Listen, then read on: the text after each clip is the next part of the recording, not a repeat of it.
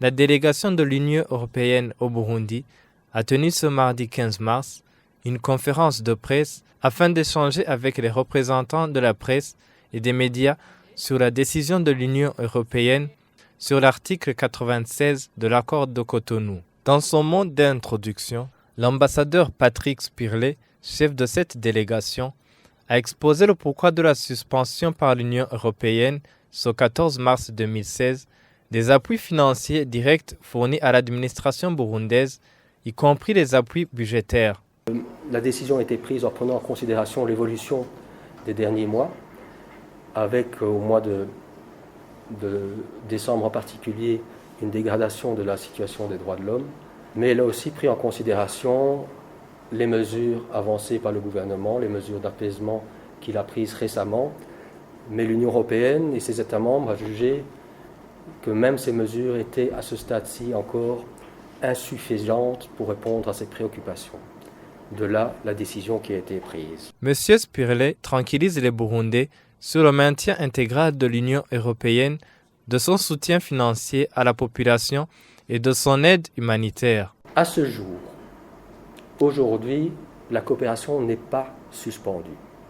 Nous poursuivons notre appui à la population burundaise, l'appui direct à la population directe, comme nous prenons en compte les besoins humanitaires et nous sommes prêts à poursuivre nos financements à cet égard. Il s'agit donc, d'une part, de maintenir notre appui à la population burundaise sans appui direct au gouvernement, aux institutions burundaises, et de prévoir, en fonction d'engagements précis en matière politique, droits de l'homme, état de droit, une reprise totale de la coopération progressive. L'Union européenne promet de continuer le dialogue avec la partie burundaise pour aider le gouvernement à concrétiser ses engagements.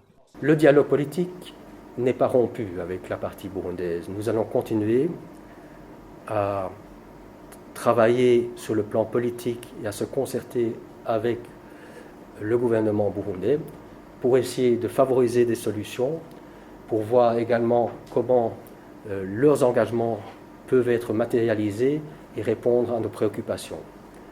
Le dialogue politique se poursuit, mais je pense que cette décision est fondamentale au niveau de notre partenariat parce qu'elle met clairement en lumière l'importance de répondre aux éléments essentiels de l'accord de Cotonou qui, à notre avis, n'ont pas été respectés.